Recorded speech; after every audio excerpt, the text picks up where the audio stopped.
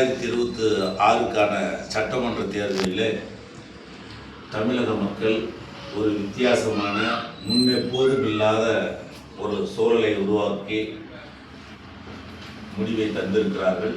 அதன்படி தமிழக வெற்றி கழகத்தின் தலைவர் விஜய் அவர்கள் தலைமையிலான கட்சிக்கு 108 இடங்கள் அளித்திருக்கிறார்கள்.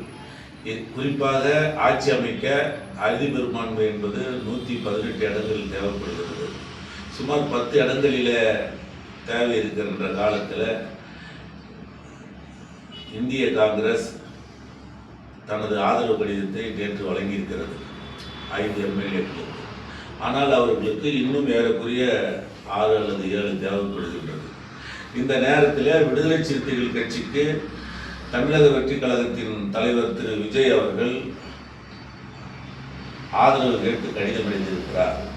எமது எழுச்சி தமிழர் அவர்கள் விஜய் அவர்களின் கடிதத்திற்கு தாங்கள் கடந்த பல வருடங்களாக உடன் பயணிக்கிற இடதுசாரிகளுடன் ஆலோசித்து தக்க முடிவு சொல்வதாக அறிவித்திருக்கிறார்.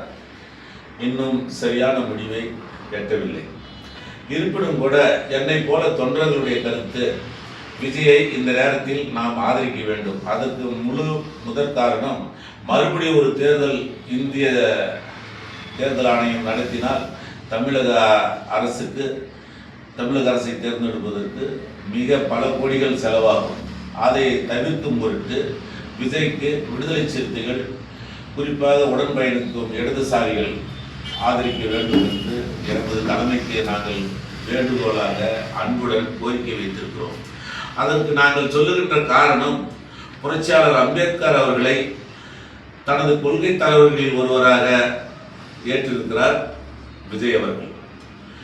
ஏறக்குறைய தலித் அல்லாத அமைப்புகளிலே கொள்கை தலைவராக ஏற்றிருக்கிறது பாட்டாளி மக்கள் கட்சிக்கு பிறகு தாவேகா தலைவர் விஜய் தான் கொள்கை தலைவராக ஏற்றிருக்கிறார். அதே நேரத்தில் கடந்த தேர்தல் பரப்புரையின் போதும் தேர்தலுக்கு முன்பு கூட அவர் திமுகவை எதிரி என்றும் கொள்கை எதிரி என்று பாஜகவையும் அறிவித்திருக்கிறார். பாஜகவை முழு மூச்சுடன் இந்தியாவிலேயே சமரசப்பட்டு எதிர்க்கின்ற ஒற்றை தலைவர் எங்கள் தலைவர் அண்ணன் எழுச்சி தமிழர் தலைவர் திருமாவளவன் அவர்கள். அந்த வகையிலே பாரதிய ஜனதாவை கொள்கை தலைவர் என்று கூறியிருக்கிற விஜய்க்கு விடுதலை சிறுத்தைகள் கட்சி ஆதரவு தர வேண்டும்.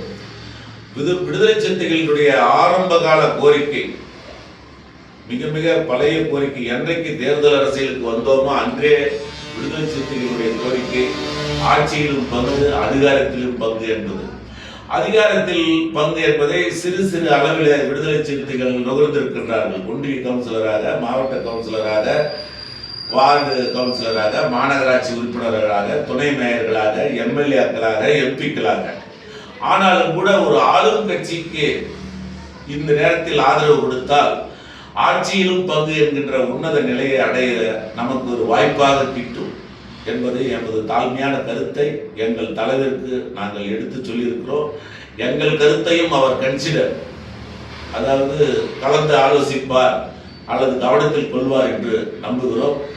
மற்றொரு தேர்தல் வரக்கூடாது, பாரதிய ஜனதா போன்ற பாசிச சக்திகள் உள்ளே வரக்கூடாது என்பதற்காக நாம் இடதுசாரிகளோடு இணைந்து தாவாக்காவை, குறிப்பாக விஜய் அவர்களை முதல்வராக மந்திரி சபையில் விடுதலை சிறுத்தைகளும் இடம்பெற வேண்டும் என்கின்ற வகையில் நாம் ஆதரிக்க வேண்டும் என்பதுதான் என்னுடைய கருத்து. இடதுசாரிகள் பொறுத்தவரை வெளியிலிருந்து கொள்கை ரீதியாக ஆதரிப்பார்கள். மினிமம் காமன் புரோகிராம் என்கின்ற குறைந்தபட்ச செயல்திட்ட வடிவில் ஆதரிக்க வேண்டும். விஜய் முதல்வராக பதவியேற்க வேண்டும். ஆனால் இன்றைய பாரதிய ஜனதா அரசு தேவையில்லாமல் குழப்பத்தை தமிழ்நாட்டில் உருவாக்குகின்ற வகையில் கவர்னரை வைத்து சூது செய்து விளையாடி கொண்டிருக்கின்றது.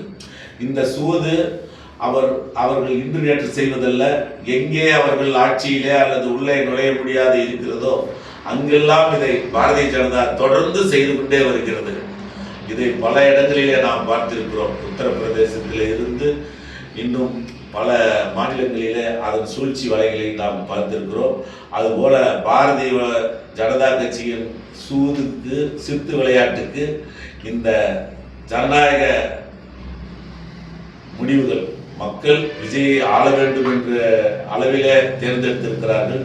அந்த முடிவுக்கு ஒத்துப்போகும் வகையில் விஜய் அவர்களை முதல்வராக்க விடுதலை சிறுத்தைகளும் துணை புரிய வேண்டும் என்பதே என்னை போல அடிப்படை தொண்டர்களுக்கு எங்கள் கட்சி தலைமைக்கு நாங்கள் வைக்கின்ற வேண்டுகோள். மிக்க நன்றி.